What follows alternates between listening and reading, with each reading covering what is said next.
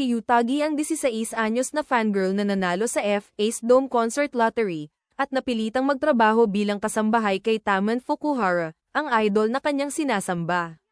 Doon niya natuklasan ang totoong, marupok, at takot na si Taman, na malayong-malayo sa kanyang glamorosong imahe.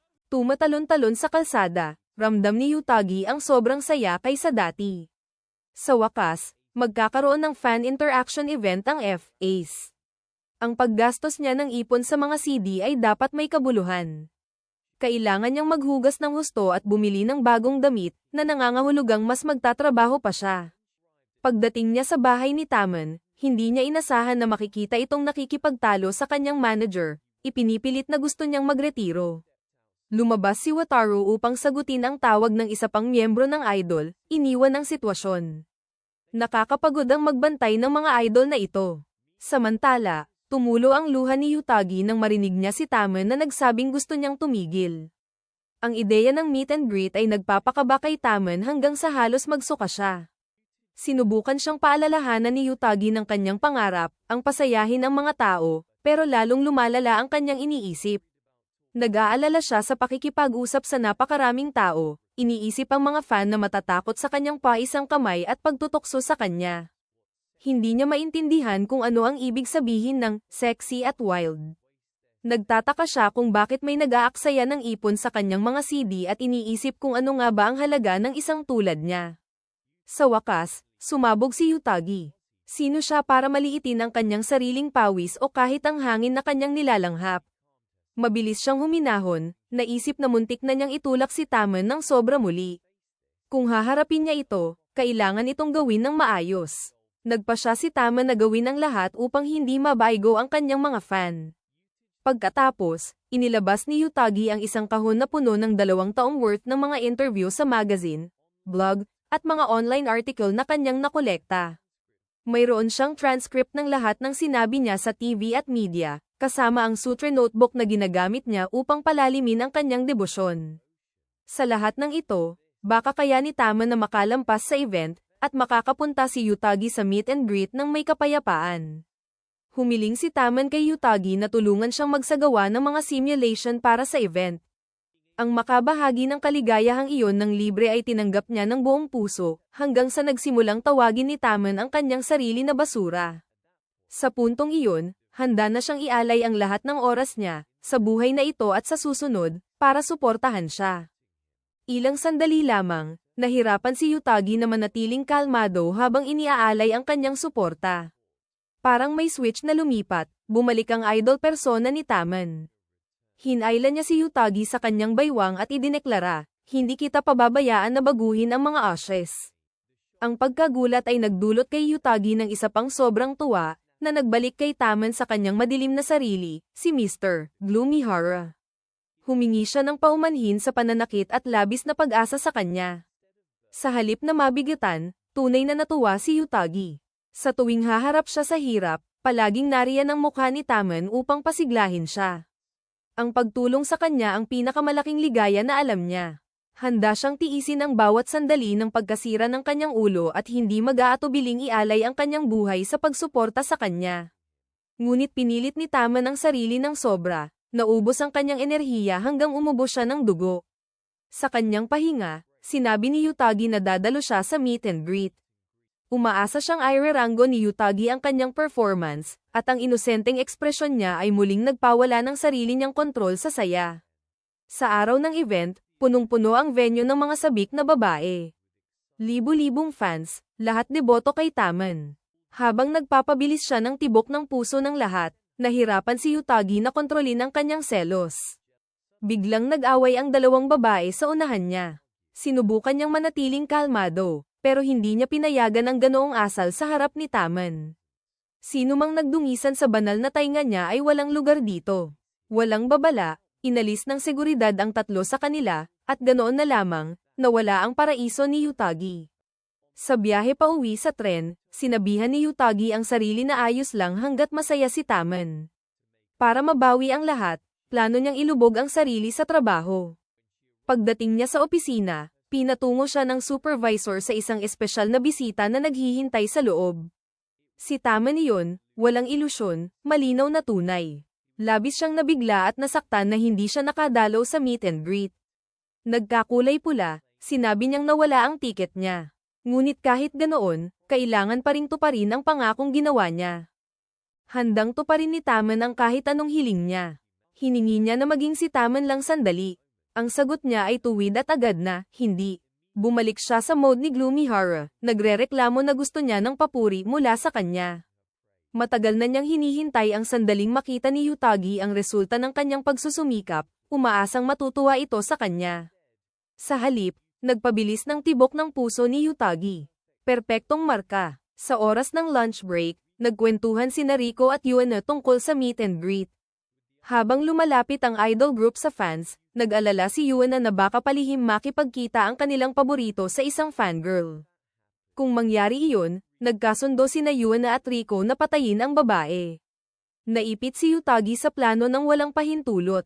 Alam niyang siya ang pangunahing sospek, kaya nanahimik siya. Pagdating niya sa bahay ni Tamon, nakita niya itong umiiyak sa sulok. Ihaharap siya sa isang palabas kung saan bibigyan ng rating ng viewers ang mga fashion-forward na celebrity. Tuwa si Yutagi para sa kanya, ngunit nakita ni Tamon ito bilang katapusan. Ito lamang ang mga damit na pag-aari niya. Pinatahimik ni Yutagi siya na hindi iniintindi ng fans ang kanyang fashion sense. Bagamat gusto niya ang hitsura ni Gloomy Hara, ayaw niyang palampasin ang pagkakataon na ipakita ang well-built na katawan ni Tamon. Nagpa siya silang mamili ng mga damit. Habang naghihintay sa mall, lumapit siya kay Yutagi na may paper bag sa ulo. Gamit ang lahat ng kaalaman niya bilang tapat na fan, sinikap ni Yutagi na likhain ang perpektong hitsura para sa kanya. Ito ang kanyang misyon. Nang sumilip siya sa fitting room, namangha siya sa ganda ng itsura niya. Kahit anong damit ang suot, kaya niyang dalhin ito ng maayos. Sa isang tingin, tinulungan pa niya itong isuot ang kwintas. Pagkatapos, huminto sila sa isang kafe na madalas puntahan ni Yutagi pagkatapos ng klase. Nang makita ang isang grupo ng mga lalaki sa kabilang mesa, nakaramdam si Tamon ng kaunting selos. Humanga si Yutagi na kahit isang kahanga-hangang tao tulad niya ay natutuwa rin sa simpleng bagay. Nang mapag-usapan ng paglabas kasama ang kanyang grupo, nagsabi na ang ekspresyon ni Tamon ng lahat. Biglang lumapit sina Rico at Yuana, na nagdulot ng panik kay Yutagi. Ipinakilala siya ni Tamon bilang kaibigan niya. Hinala ni Rico na siya ay boyfriend ni Yutagi at iginiit na ipakita niya ang mukha. Sa halip, hinawakan ni Tamon ang kamay ni Yutagi at tumakbo sa mga kalye, ginawa itong parang lihim na date. Pagkalayo nila sa panganib, agad siyang humingi ng paumanhin sa paglalagay sa kanya sa panganib na maaksyonan ng paparazzi. Dahil doon, handa na siyang tanggapin ang anumang parusa. Hindi niya kayang patawarin ang sarili at nangako na mananatiling hindi bababa sa 3 metro ang layo mula sa kanya mula noon. Inalis ni Tamon ang paper bag at tinanong siya kung gusto niya siya. Maliwanag ang sagot, ngunit tuluyan pa rin siyang nabuwal. Sinabi niya sa kanya na nag-enjoy siya at nagpasalamat, na tuluyang winasak ang kanyang composure. Ilang araw ang lumipas, ang kanyang mga outfits ay naranggo bilang #1 para sa boyfriend look. Nang muli siyang bumisita sa apartment niya, mukhang lutang na siya. Agad siyang nagmadaling linisin ito upang protektahan ang kanyang gwapong mukha. Lumalabas na sinubukan niyang gumawa ng simpleng rolled omelette, ngunit ang resulta ay hindi akma para makita. Nanganganib si Tama na maghiyates lamang para matutunan kung paano magprito ng itlog. Mabilis siyang pinaalalahanan ni Yutagi na isa siyang top idol, at ang pinakamalaking talento niya ay ang pasayahin ang mga fans. Sa sandaling iyon, pumasok si Wataru. Palakpakan siya sa pag-alis kay Tamon mula sa isa pang nerbiyos na spiral. Sino ang mag-aakala na ang pagkuha ng housekeeper ay makakapagpaayos sa kanya ng ganito kalaki? Kamakailan, masunurin siyang nagtrabaho, salamat sa pagtanggal ng bigat ng mga gawaing bahay.